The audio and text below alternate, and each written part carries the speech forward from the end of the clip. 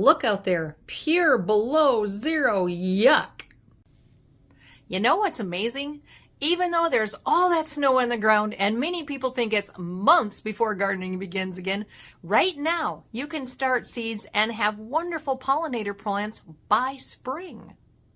I'm talking about winter sowing, and if you've never tried it, you're going to be amazed at how easy, how budget friendly, and how fun it is. No grow lights, no heat mats, no expensive indoor setup, just used milk jugs, potting soil, and seeds. Let's give this thing a try. So what exactly is winter sowing? Simply put, it's the practice of sowing seeds outdoors in containers during the winter months and letting nature's freeze-thaw cycles do all the work. You're basically creating mini greenhouses using plastic containers, usually milk jugs, that sit outside all winter, getting snowed on, rained on, frozen and thawed, until spring arrives and those seedlings pop up strong and ready to transplant. This method mimics what happens in nature. Think about it. Many wildflowers and native plants drop their seeds in fall. Those seeds sit in the soil all winter, getting frozen and thawed repeatedly, and then germinate when spring conditions are right. We're just giving them a little protected environment to do what they do naturally anyway.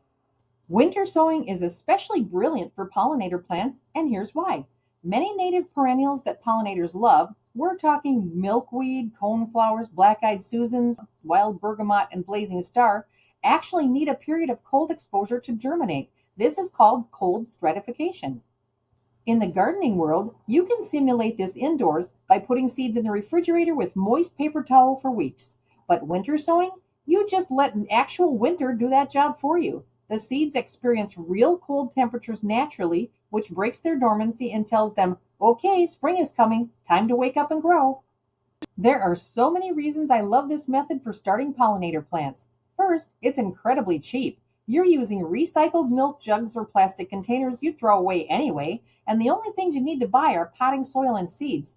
No expensive grow lights, no heating mats, no specialized equipment. Second, and this is a biggie, it saves indoor space. If you're like me and your house is already bursting with seed trays under lights come February, winter sowing means you can start way more plants without cluttering up your living space. Third, and this is also huge, the seedlings you get are tough as nails. Because they've been growing outdoors from the start, experiencing real temperature fluctuations, they're already hardened off. No babying them through a gradual hardening process. They're ready to go straight into your garden beds. Fourth, you can start these projects in January or February when there's not much else going on in the garden.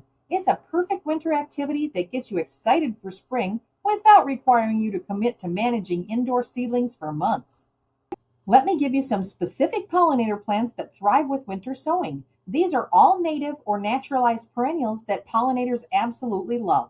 Milkweed. This is essential for monarch butterflies. Both common milkweed and swamp milkweed work beautifully with winter sowing. The caterpillars need milkweed leaves to survive, and the flowers provide nectar for adults and many other pollinators also. Purple coneflower, also called echinacea. These gorgeous pinkish purple flowers attract native bees and butterflies, bloom all summer long, and the seed heads feed birds in fall and winter. Black-eyed Susans, bright yellow flowers that support bees and beneficial beetles. These are incredibly hardy and will naturalize in your garden. Wild bergamot or bee balm. Monarchs species are absolute magnets for bumblebees, hummingbirds, and butterflies. They have that wonderful minty scent too. Prairie blazing star or liatris. Those tall purple spikes are like landing pads for monarchs and swallowtail butterflies. Yarrow handles drought and poor soil, attracts beneficial insects, and produces flat flower clusters perfect for small pollinators. You can also winter sow some hardy annuals that pollinators love, like calendula, alyssum, and bachelors buttons. These will germinate when temperatures warm up enough in spring. All right, let's walk through exactly how to set up your winter sowing containers.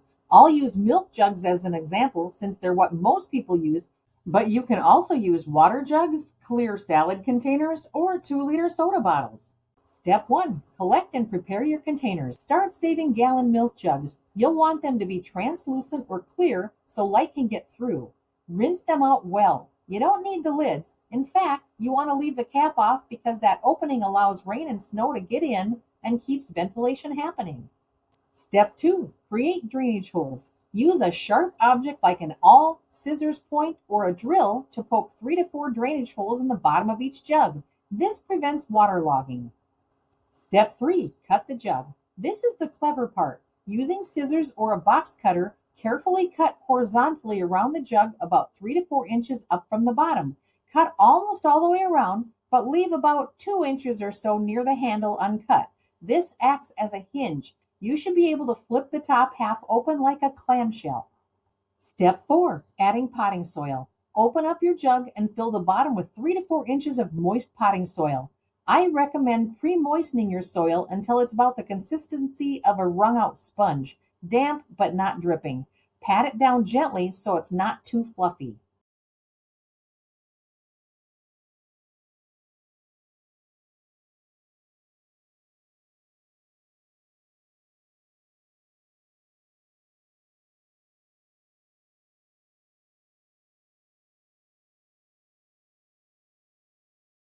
Step 5. Sow your seeds. Now sprinkle your pollinator seeds on the soil surface. Check your seed packet for specific depth requirements. Many wildflower seeds need light to germinate, so you'll just press them gently into the soil or barely cover them up with a dusting of soil. Others might need to be planted a 1/4 inch deep. Don't be stingy. You can always thin seedlings later if you get too many to germinate.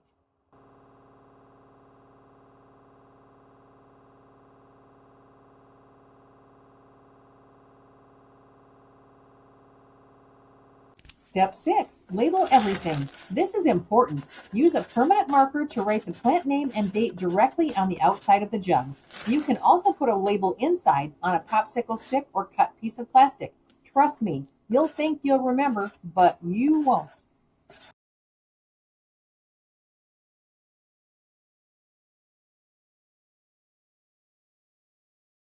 Step 7. Close it up. Flip the top half back down over the bottom half and seal it shut with duct tape.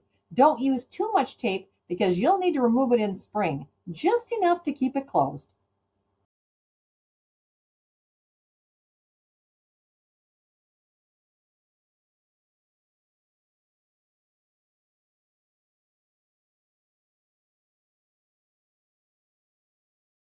Step 8. Place outside. Set your jugs outside in a spot that gets good sunlight but is somewhat protected from strong winds, maybe next to your house, along a fence, or on a deck. You want them stable so they don't blow over. And that's it. Now you just leave them there through winter. Snow and rain will provide moisture through that open top. The jug acts as a mini greenhouse, protecting seeds from the worst of the weather while still exposing them to cool temperatures. When should you do this? For hardy perennials that need cold stratification, like most of those pollinator plants I mentioned, you can start winter sowing anytime from late December through February or even early March, depending on your climate zone. In zones 3 to 5, sow from late December through March. Zone 6 to 7, January through March works well. Zone 8 gardeners can do late December through February. The beauty is, even if you plant early, nothing's going to germinate until conditions are right. The seeds know what to do. They'll wait for the proper warm-up in spring. Throughout winter, you don't need to do much. Check on your jugs every couple of weeks or so. If you're in a dry climate with little snow or rain, you might need to add water through the top opening, but in most cases, nature handles the watering. As we get into late winter or early spring, usually March or April depending on where you are, start checking inside your jugs. When you see little green seedlings popping up, it's time to make adjustments. Remove the duct tape and either remove the top entirely or leave it propped open during the day for ventilation, especially on sunny, warm days. You don't want your seedlings to cook. Some people just cut the top off completely once germination happens. Keep an eye on moisture levels now. You may need to water more frequently as seedlings grow and temperatures warm. Your seedlings will be ready to transplant when they have at least 2 sets of true leaves and are looking vigorous, usually sometime between late April and June, depending on your last frost date and when they were germinated. Here's the great part. Because these seedlings have been outdoors all along, they don't need hardening off. They're already tough. You can transplant them directly into your garden. When you're ready, moisten the soil in the jug thoroughly. Use a small trowel or spoon to gently lift sections of seedlings out with their roots intact. Now separate them. You don't need to get every single root separated perfectly. Just be reasonably careful. Plant them in prepared holes with some compost worked in, water them well, and you're done. A few things to watch for. If you see excessive condensation building up inside the jugs early on, prop the top open a bit for better air circulation. Too much moisture can lead to fungal issues. If seedlings look leggy or stretched, they need more light. Make sure your jugs are in full sun. Not everything will germinate. That's normal. Native perennials especially can have variable germination rates. This is why you sow generously. And don't panic if some seeds don't sprout the first year. Some perennials, particularly certain native plants, can take 2 years to germinate. You might have a jug that seems like a dud, only to see seedlings pop up the following spring. That's it. Winter sowing pollinator seeds in milk jugs. It's one of the most satisfying, budget-friendly ways to grow tons of pollinator plants from seed. You're working with nature's rhythms instead of fighting against them. You're recycling containers that would otherwise go into the trash. And you're creating habitat for the bees, butterflies, and other pollinators that desperately need our help. So start collecting those milk jugs now. Grab some native perennial seeds and give it a try. Come spring, you'll have dozens of strong, healthy seedlings ready to fill your garden with pollinator-friendly blooms all summer long. Don't forget to hit the subscribe button and please comment. Doesn't cost you a thing, but it means a lot to my channel. Until next time, let's keep learning and then winter sowing.